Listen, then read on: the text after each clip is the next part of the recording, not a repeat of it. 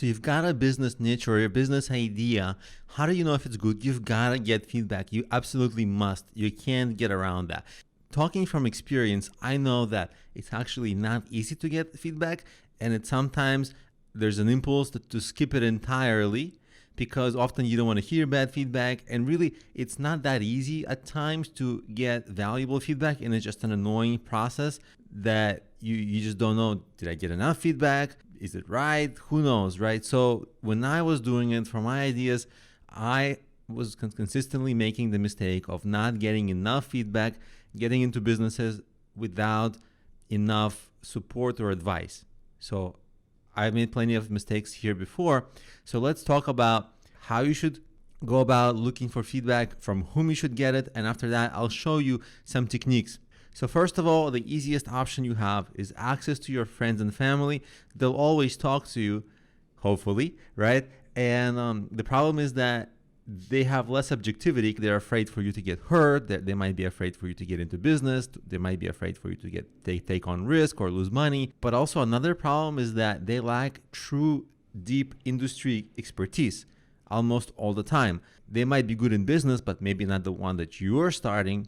And certainly if they're good in business, are they really a deep level expert like the kind you need, right? So it is good to get feedback because often you will get an honest perspective, but it's not a complete story, right? So then you have your business peers. That's the next level of feedback you get. Essentially, these are your friends. You can go to networking events wherever you live. If you don't know what the networking events where you live are, just basically type like into Google business networking events in wherever city you live. Or if you have a specific industry, let's say you're getting into mobile apps, then you just type mobile app events, mobile app business networking in the city where you live, and you'll find plenty of options for workshops, events around that industry. So you can go and network and just talk to people. When you find peers there, they generally are accessible. The problem is they also lack deep insight. So you have to go further. Where do you get deep insight? Well, nobody knows better than your customers. They know what they like, what doesn't work for them, what works for them. So you have to identify who your customers might be.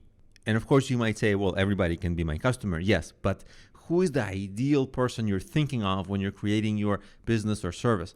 Talk to those people, seek them out. It's not easy, but this is the theory of customer development methodology by Steve Blank, who is an extremely respected business person and a Stanford Business School professor. The idea behind this is essentially get out of your comfort zone, go talk to potential customers who you think are your customers. Most of them are not going to want to talk to you.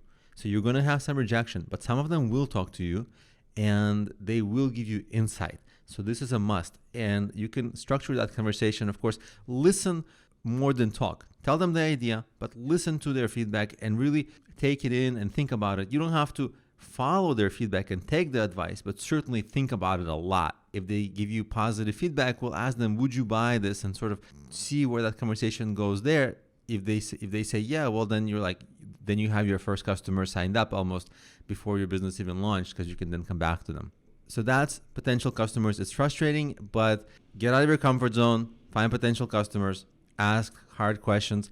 It's usually more enlightening than people think it will be. And so people skip this process and then it comes back to bite them. So do not skip this process. And then, of course, there's industry experts. People who are the most knowledgeable in that specific industry who are not potential clients. How do you find them? Traditionally, it's been really hard to find them because they're obviously extremely busy, and obviously a lot of people want their time and want to get their advice. So how do you actually get their advice? Well, in almost any industry, what I do is I go to Facebook groups and LinkedIn groups that are professional groups, and I find potential groups where people are networking. Let me show you just how simple that would be. Let's say you have an idea for a podcast and you want to get feedback on it. It can be anything. It can be a new widget, anything. But let's say that podcasting is your thing. All you do is you find something like search podcasting group on Facebook. You can do the same thing on LinkedIn and look how many groups there are that you can join, and look how many people there are. 16,000 people, for almost 5,000 people. Some of these, there's good discussions, in some not. So you have to try all of them. And then you would post your questions there and see who helps you. and you start engaging there. Just don't post like super beginner questions, and don't post promotional questions of anything you're promoting. Really try to ask interesting questions and see who helps you and see whose answers are the most helpful. Then you can sort of start privately chatting with them, possibly chat more, get more help. And then what might happen as a secondary benefit, when you start forming some basic relationships with the people in these forums, one thing to ask, and this is like a pro move, one thing to ask is, are you aware of any like masterminds or private groups for discussing podcasts? Because a lot of the things that are discussed in groups like this, yes, it's true that experts answer there, but there's a lot of beginners. But the problem is people cannot say a lot of things publicly. There's just some things you have to be professional about, or some things are in every industry. There are some unspoken things. Those things are usually spoken about in those private groups. So with whoever you form relationships with, you ask them, hey, are you part of any masterminds or private groups about podcasting? And most of the time they'll say no. But in case somebody ever says yes, it will be 10 levels more eye-opening than just being in a group like this. And I know that from experience, because those groups are typically invite only and they have more earnest, honest discussions. But even if you don't join those, some people who might reply to you in a basic group like this, they might be extremely successful. And feedback from them, if you wanted private feedback from them, you might have to pay a lot of money for their coaching, or if they even offer that. But on a group like this, they might just be open to helping you out a little bit with a little bit of advice, just because that's what the theme of the group is, so that everybody helps each other. So this is how you find people, all kinds of different people, to give you feedback on your ideas.